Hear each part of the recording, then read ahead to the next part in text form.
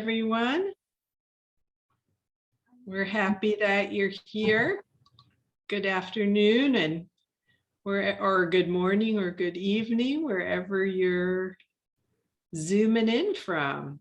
So please feel free to put where you're zooming in from in the chat box.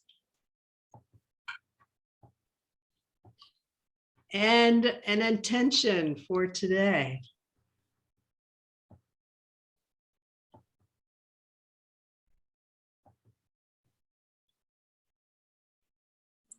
Hi, Roy. Hello, welcome. Is it just you and me? Oh, looky here. Look at all these. Yay. Okay. Hi, Roy. Hi, Susan. Hi, Jan. Good afternoon. Good afternoon.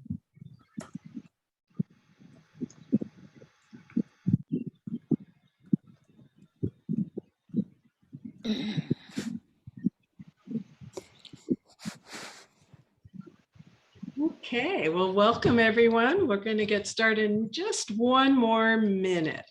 So I welcome you to put where you're zooming in from in the chat and your intention for today. And if you can, just when you put it in the chat, just make sure it's going out to everyone.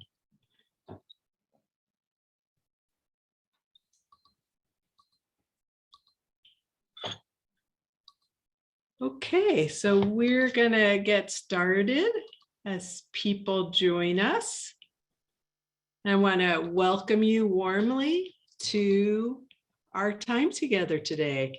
My name's Rhyena Halpern. This is Elisabeth Kübler-Ross Foundation's 5 Invitations Study Group based on the book, The 5 Invitations, Discovering What Death Can Teach Us About Living Fully by Frank Ostaseski. So we're really glad that you're here joining us today. The foundation, Elisabeth Kübler-Ross Foundation, is hosting this class. It's a nonprofit organization inspired by the life and work of psychiatrist, humanitarian, and hospice pioneer, Dr. Elisabeth Kübler-Ross. The foundation began 1 year after her death by her son, Ken Ross. And over the course of the last 15 years, the foundation chapters have been created on 4 continents that continue her mission to develop hospice, palliative care, and grief support. Essential to Elisabeth Kübler-Ross's work was her deeply held belief that unconditional love is the most healing medicine of all. And in that spirit, we offer this class. The class is offered at no charge. If you're able and so moved, please consider making a donation to support the work of the foundation. If you go to ekrfoundation.org, you can find very easily a donation button. So as I said before, my name is Rhyena. I'm an end-of-life doula, a death and dying educator, and a hospice volunteer. I companion people at the end of their lives, support families, and work with folks who want to take the time and space to intentionally think about and plan for the end of their lives. I welcome you to reach out to me if you're interested in that work. The death work really fills my heart and spirit with purpose, meaning, and quiet. I've always been interested in it since my spiritual path and I began a relationship when I was a teenager. So I always got how precious it was, but it was really my mom's death just about 5 years ago that launched me in a whole new way. And her readiness for death and her ability to embrace it gave me this incredible gift of a kind of liberated experience of grief that was just so deep deep, deep, deep gratitude and love. And I really want that for all folks who can have it. So this work really is my spiritual path. I want you to know it's a safe place for all of us, a welcoming place, and an open space. And I look forward to learning from and with you. I'd also like to take a moment to introduce Susan Barber. She is the Community Education Director at the Foundation and does an amazing job. Susan, would you like to say hi?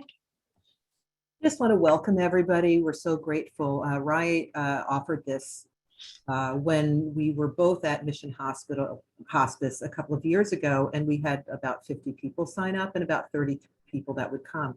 So the numbers of people both registering and showing up here, we're just so grateful, and just excuse all of the, some people get the announcement and go to sign up and it's already sold out. And that's all just because we're just stunned at so many people coming and spending time with us. And just welcome to those of you from the US, from Canada, from Switzerland, Italy, from all over the planet right now. I can't imagine a better contemplation for all of us as this world seems to be raising all the shadows that it has, for us to be really deeply centered on what is important to us. How can we show up in this world as a healing presence? And I'm so grateful to Rye for taking the extraordinary amount of time she's taken to put this class together. So welcome to you all. I will be in the background here and just turning it over to Rye. If there's any issues or anything, please do put that up in the chat.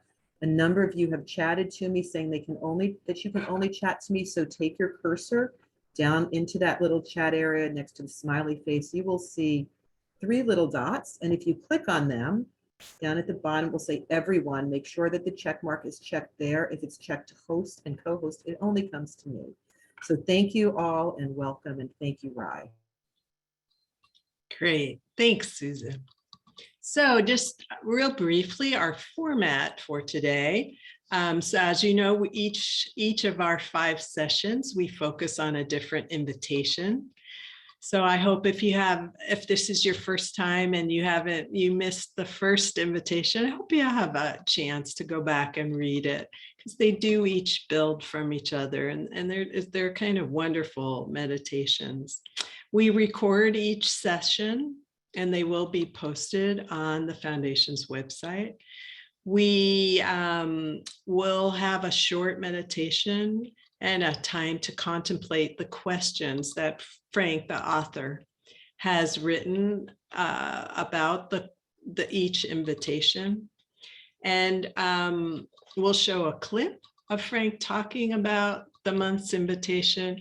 We also have small group discussions. This is really the heart and soul for you to really make the invitation your own and get to share and listen deeply in a small group about the invitation.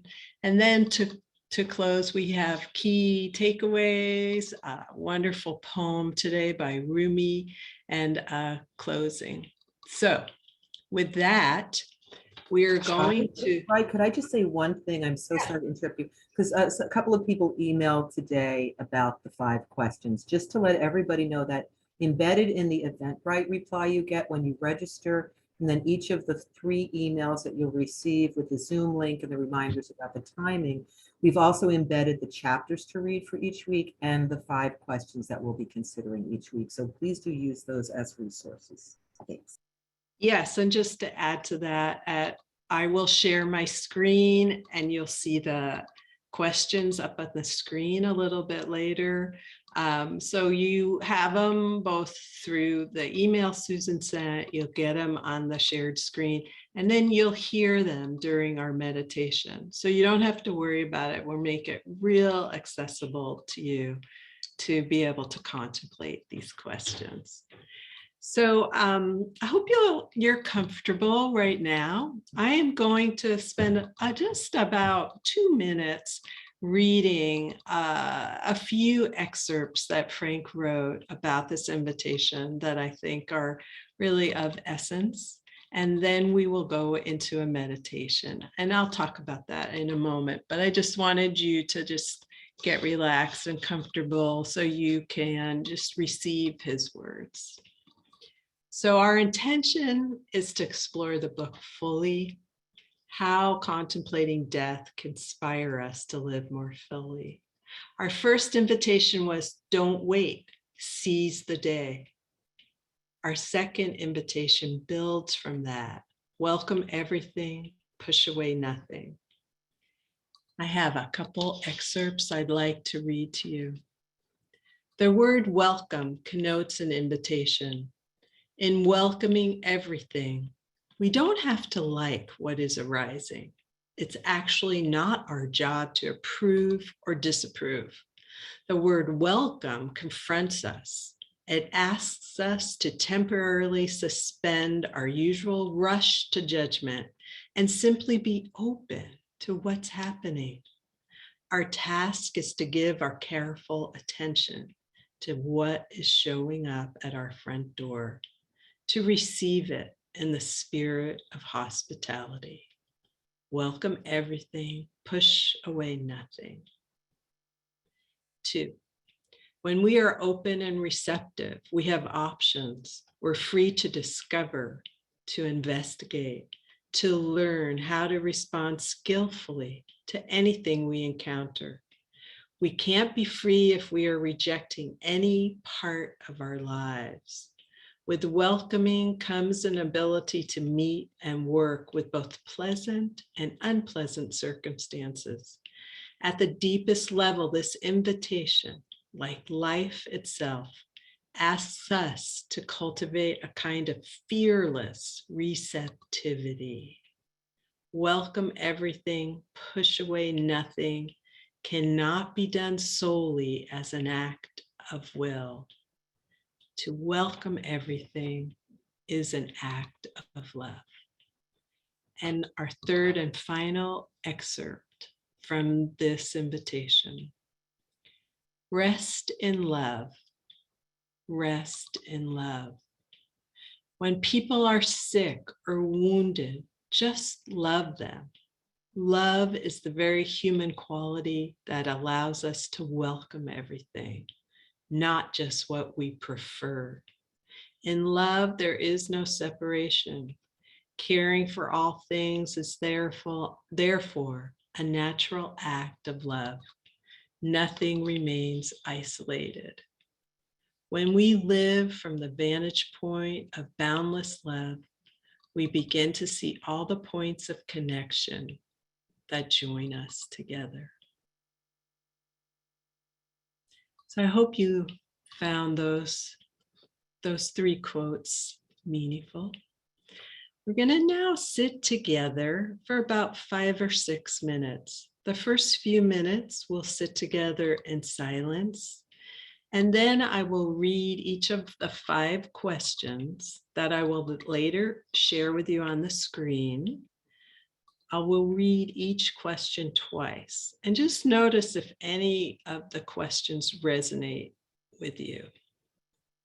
They're for your contemplation. So please go ahead and sit comfortably, close your eyes, take a moment to settle in. If you're not a regular meditator, just relax and focus on your breath. If you notice your mind wanders, just gently bring it back to the present moment. I always try to focus on my inhalation and slow down my exhalation so it's longer than my inhalation, and just try for a slow and steady breath. And we will have 3 minutes of silence first, and you'll hear bells at the beginning and then at the very end of the meditation.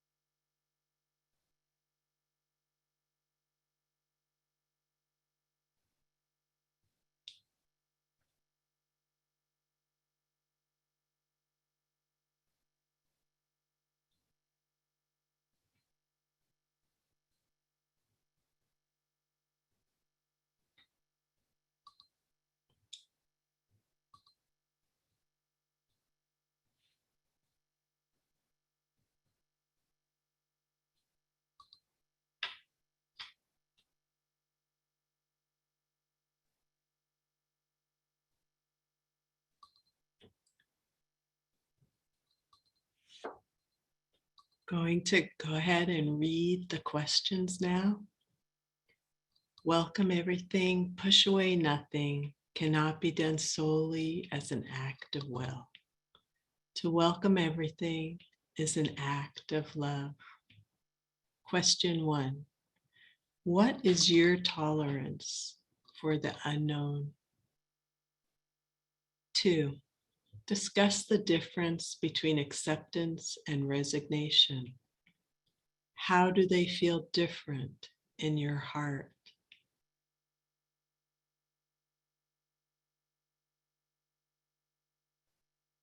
Discuss the difference between acceptance and resignation. How do they feel different in your heart? 3. What self-image have you stopped worrying about in your life? What self-image have you stopped worrying about in your life? 4. Pain and resistance equals suffering. What is an example of that in your life? And 5. As people come closer to death, only 2 questions really matter. Am I loved? Did I love well? How might you respond to those questions today? Only 2 questions really matter as people come closer to death. Am I loved? And did I love well? We'll now continue meditating for 2 more minutes in silence, and then you'll hear the bells.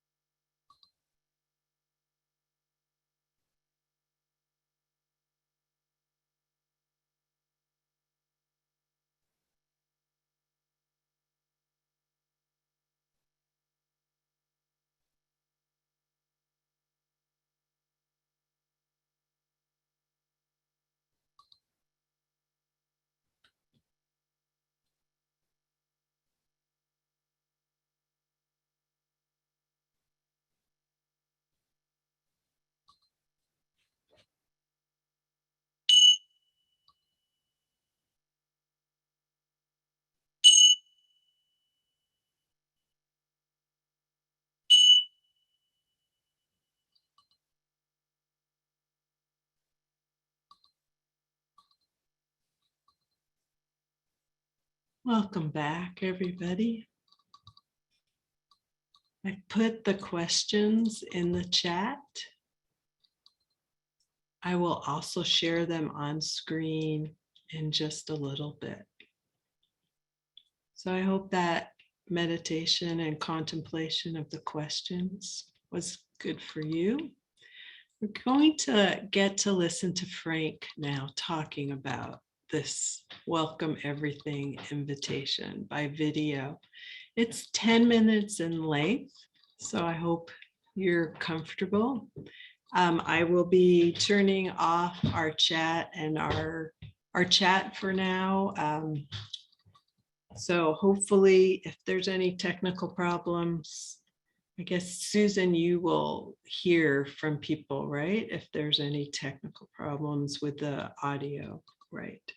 So just bear with me for one moment while I do that. I'll also be turning off my video for this time, so you're not distracted. So Yeah, and Rye, I just want to Yeah. say that, let's see, people were asking if you could repeat the fourth question. And so I would also say to people, because we're going to have the chat off, if you're not able to hear, go down to the bottom or top of your screen under reactions and raise your hand. That will let me know that you may be having an issue. I would say make sure to turn up the volume of your own computer to make sure that you can hear this at the highest volume possible. right. And just to respond to the chat, so the questions are in there. And as Catherine said, there is a PDF that on the 5 questions, and these 5 questions are directly taken from that PDF. So they're just a smidge shorter than those questions, but thank you, Catherine, for putting that link in it. We did that because we used the PDF last time we taught this class, and their questions just were a little long for people. And so this was a suggestion that came out of the last time. So they're the same questions, just a little shorter. So with that, I'm going to get ready to play this 10-minute clip by Frank.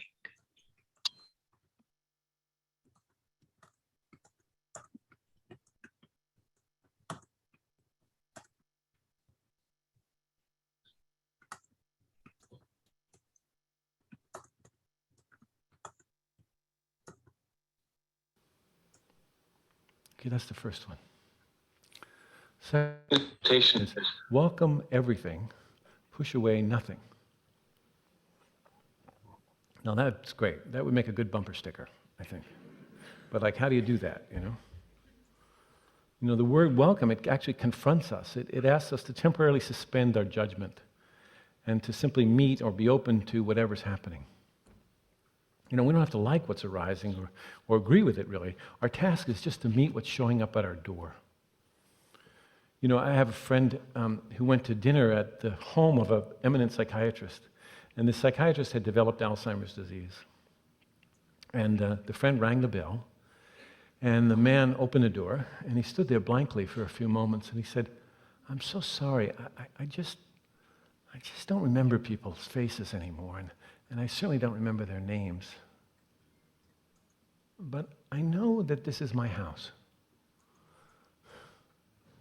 And my house has always been a place where people are welcomed. So I know if you're standing here, my job is to welcome you in. Please come in." Isn't that beautiful? Yeah. When we're open and receptive, we have options. We're free to discover, to investigate, to learn how to respond more skillfully to the situation we're in. You know, the great African-American writer, James Baldwin, he said, "Not everything that can be faced can be changed, but nothing can be changed if we're not willing to face it." Yeah? A few years ago, I was teaching a retreat. I think Suzanne was there and some others. And I was teaching a retreat for docs and nurses on compassion. In the middle of it, I had a heart attack. And a big deal, heart attack. You know, you went to the hospital and they did urgent surgery, triple bypass surgery. It's a big deal. They cut open your chest and fry you open like a crab. And for a little while, they actually lift your heart out of your body. I was heartless for a little while, completely heartless. afterwards, a very famous Tibetan teacher called me up. I won't tell you who, but he also had heart problems. And so he called me up to sort of cheer me on. And I thought, oh, good, he'll know what to do. He's some esoteric practice he'll give me, that'll help me work with this. And so I asked him, how did you deal with all the drama and the depression and all of the pain of all this, And how'd you do it? And he said, well, I think it's good to have a heart. And he said, if you have a heart, you should expect it will have problems. And he told me to get more rest, and then he hung up. That was it. I thought, what happened to the esoteric practice, Yeah. And I think he's right, if we have a heart, if we have a human body, human life, we should expect that we'll have problems. I mean, who told us it was otherwise? Yeah.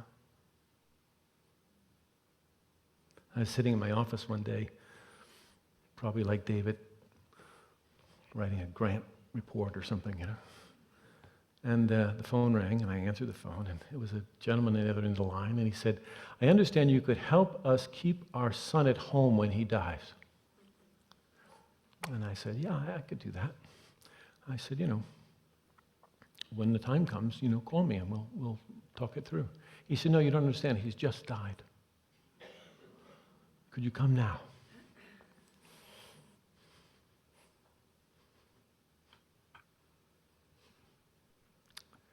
So I said, yeah, and I drove to their house, and I never met this family before. And I walked into the room where this little boy, 7 years old, was on his bed. He had died. And following my intuition, I went over and I leaned over and I kissed him on the forehead. Because while it's just my intuition, And then what happened was the whole room broke into tears. Yeah. Because while they'd cared for him with great love, nobody had touched him since he died. So this mom and dad and I, we got together in the room and we talked about bathing the body. This is a ritual that's been done across traditions, across religions for millennia. And we got towels and washcloths, and they were great gardeners. So they went out to the garden and they collected rosemary and sage and rose petals. And he made this basin of water with all these sweet herbs and flowers. And then this mom and dad started to wash their child's body.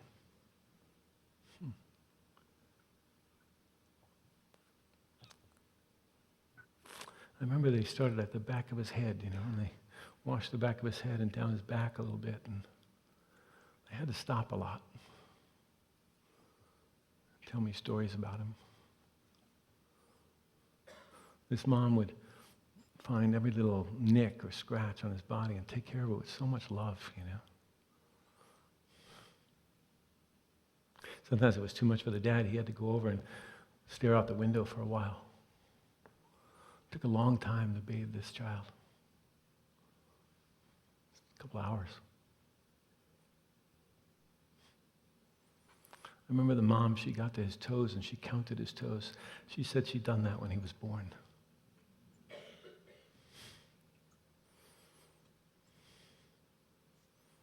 Sometimes she'd look at me, with these beseeching eyes. Not saying a word really, but really asking with her eyes, can I survive this? Can any mother survive this? Is it possible? And my job was to give her another washcloth and orient her back to her son. Because you see, the healing is always found by going toward the suffering. Yeah.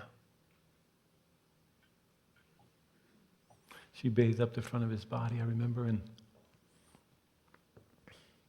when she got to his face, it was so intimate between them. So intimate.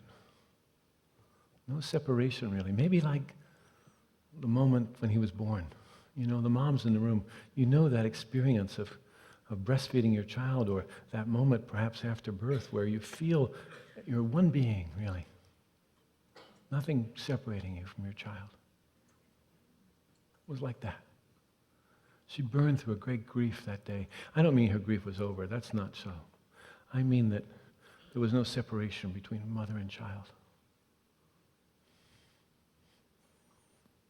After we finished bathing him, we dressed him in his Mickey Mouse pajamas, I remember. And we invited his brothers and sisters in the room, and I asked them what he most liked to do, and they said he liked to build model airplanes. So we got his model airplanes, and the brothers and sisters and I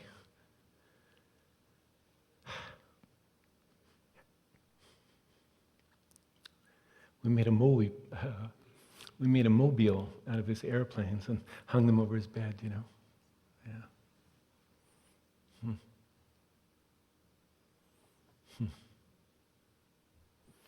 I remember that I went home that night, and my own son was 7 years old at the time. And I remember holding him really closely and really appreciating his life. Yeah. So that's what impermanence does for us. It helps us to appreciate what's here.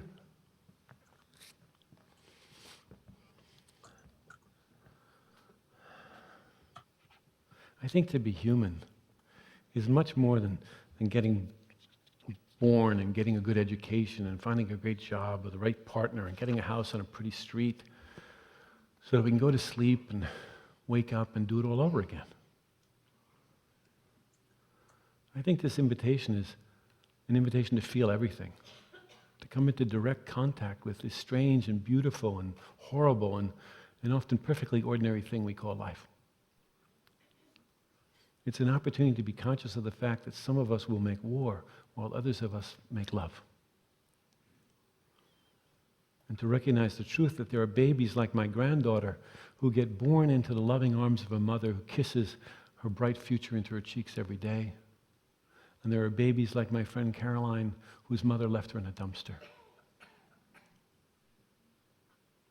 To be willing to see that there are teenagers in our school that are being shot and others who are speaking truth to power. To embrace the night screams of Syrian refugee camps and the giggling of little children under bed sheets and couch pillows in their living rooms, yeah?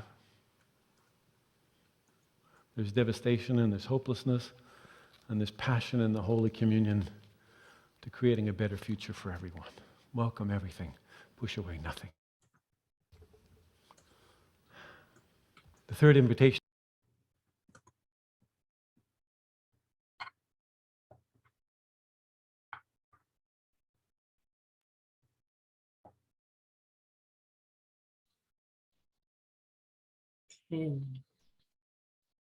I hope you were moved by that. I love when he said, for the healing, you have to go towards the suffering. It was really a strong moment for me. So I hope there were some jewels in there for you too. So we're gonna go on now to the heart and soul of this and to our breakout groups. And this is the time where you really get to make the invitation come alive and relevant for you, where you get to share and to be listened to. And so we are gonna ask you that you pick one or two of these questions to focus on in your groups. And in just a minute, we'll break up. We have about 60. Okay, we'll have about 14 groups, and we'll try to have about 4 people in a group. So with that, we're going to stop the recording, and I will just pause the recording. And thank you for returning. I hope that was moving for folks. If anybody would like to just share for a moment, you can unmute yourself and share with the group a key takeaway that you had. Go ahead, Shivas, why don't you go ahead?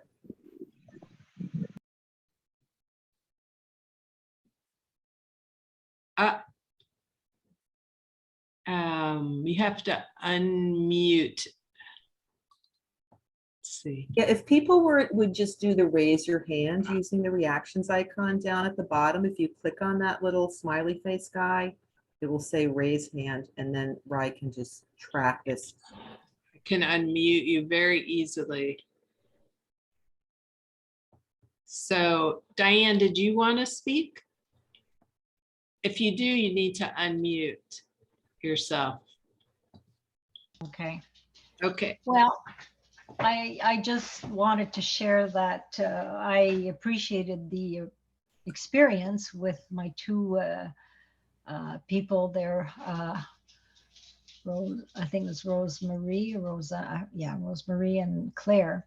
And we talked about acceptance and resignation mostly, and how it feels different, and how having a true presence is what I got from it. For someone listening can make a big difference then, and learning about yourself, about where you're at in terms of accepting, and which is a better place than resigning and, you know, to whatever you're living.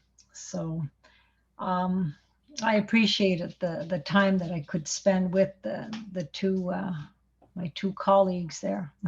So Yes. thank you. Thank you, Diane. I just wanted to say that the breakout groups, I think it really is the heart of it, because it's really a meaningful takeaway that people reflect on for a long time, is what we've heard. So I really appreciate you saying that. Anybody else? I don't see any other Zoom raised hands, but I'd like to invite you to be brave and share with the group.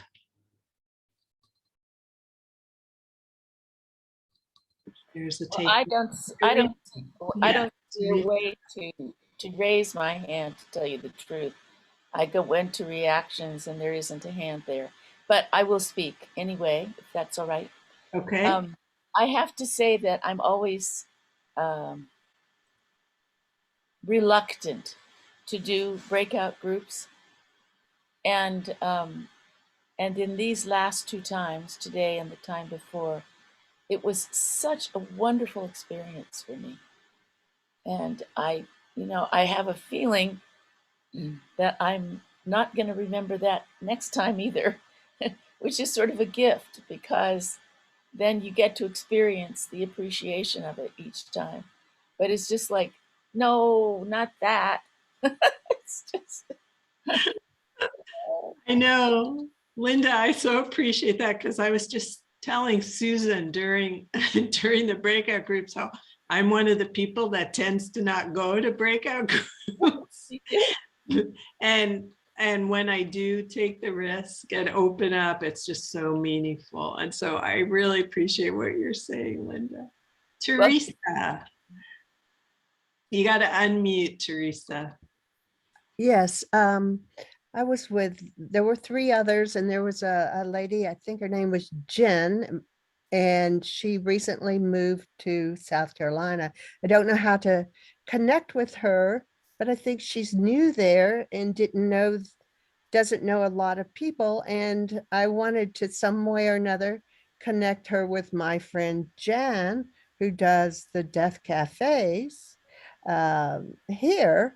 And I thought it would be a very good connection, because she's only an hour and a half away. And I just thought that might be a wonderful connection if she's new to the area. But I don't know how to do it, because when I go to everyone, I was looking to find her name under there, and I couldn't. So I'm hoping she's still here, and I don't know how that could be communicated. There's Jan Brewer. Yes. Okay, Jan's waving. And this lady is in Greenville, South Carolina, and I just felt that it would make a great connection for the two. Okay, so Jan, maybe you can connect with Jen. Maybe Susan could tell us the best way to do that. Yeah, I just said in the chat, if Teresa wants to just send me a private chat with your email, I'll go ahead and send it to Jen. And I know both Jan and Jen, so they should know each other too. Very was- good. I was going to say I'll be happy to put my email in the chat for everyone. However, that might not be exactly kosher at the moment either. I do get to say thank you, Teresa. Thank you. I get to say for a minute that my breakout room was just magical. I had Eduardo from Puerto Rico. I had Mercedes from Monterrey, Mexico, and Susan and Rye both know my love of Mexico. And someday I'm going to go to Puerto Rico. And it was just, I got to practice my Spanish. Oh, no, bad Spanish. But it was just, Eduardo has a huge family and friends. Mercedes has huge family and friends. And they feel so loved and they love back. And it was just a magical 25 minutes. Thank you so much, Rye. Thank you, Susan. It's a delight to be here. Thank you so much. Thank you, Mercedes. Thank you, Eduardo. It was great. Anybody else want to share before we move to close? I just wanted to thank a couple folks who wanted a little more clarification about guidelines for the breakout sharing. I will make sure to go over them. I did go over them today, and I'll make sure to go over them in a little more depth the next time. So thank you for the comments from those folks. Okay, we're going to move on to our close now. And I want to just thank those who shared and those who were brave in the breakout groups. I appreciate it. So I'm going to read in closing. I'm going to read one more quote from Frank that I especially love. Turning toward our suffering is a critical part of welcoming everything and pushing away nothing.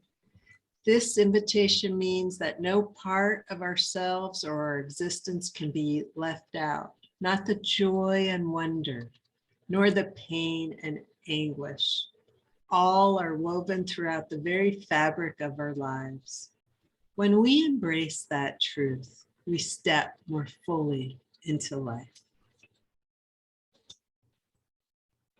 So with that, I'm going to still read the Rumi poem, but just a couple things. I want to just announce for folks that our next session is Wednesday, March 17th. We'll discuss the third invitation, which of course builds lovely from Welcome Everything. The third invitation is bring your whole self to the experience. So that begins on page 115, and it's chapters 8, 9, 10, and 11. So hopefully you've enjoyed the first two invitations and are ready for the next one. And if you haven't already done so, please remember you need to register for each of the 3 remaining sessions. And we're very grateful that you joined us today. And I want to close us out with this beautiful poem that I'm sure many of you know. It's called The Guest House by Rumi. The guest house. This being human is a guest house. Every morning, a new arrival, a joy, a depression, a meanness. Some momentary awareness comes as an unexpected visitor. Welcome and entertain them all. Even if they're a crowd of sorrows and violently sweep your house empty of its furniture, still treat each guest honorably. He may be clearing you out for some new delight. The dark thought, the shame, the malice, meet them at the door laughing and invite them in.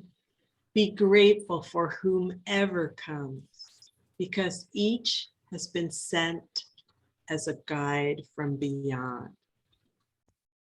Now, Rumi wrote that in the 13th century, but doesn't it seem like Frank and Rumi were talking about this invitation? I mean, this poem is just all about welcoming everything. And I'm so glad to share it with you today. So I want to just let everybody know I'll be staying online here for a few minutes. If you want to talk with me, if you're interested in end-of-life doula work, I'm happy to talk. I also, if you want to talk to each other, feel free. And I want to just thank Susan for being here. Susan carries just an amazing load of work that she does for everyone, and I always am appreciative and in awe of it. I also want to thank the Elisabeth Kübler-Ross Foundation, Frank Ostaseski, and the Meta Institute, and just wish you a very good day. I hope you'll take this invitation with you and welcome everything. And just as a postscript, if there's any people here that are Spanish speakers, one of our goals is to try to create one breakout room or two, however, to make breakout rooms that for people who prefer to speak in Spanish. So if you have that need, I will really try to attend to it. So you can either put that in the chat to either me or Susan, and we'll coordinate it with that. So with that, feel free to bid us adieu or stay and talk for a bit.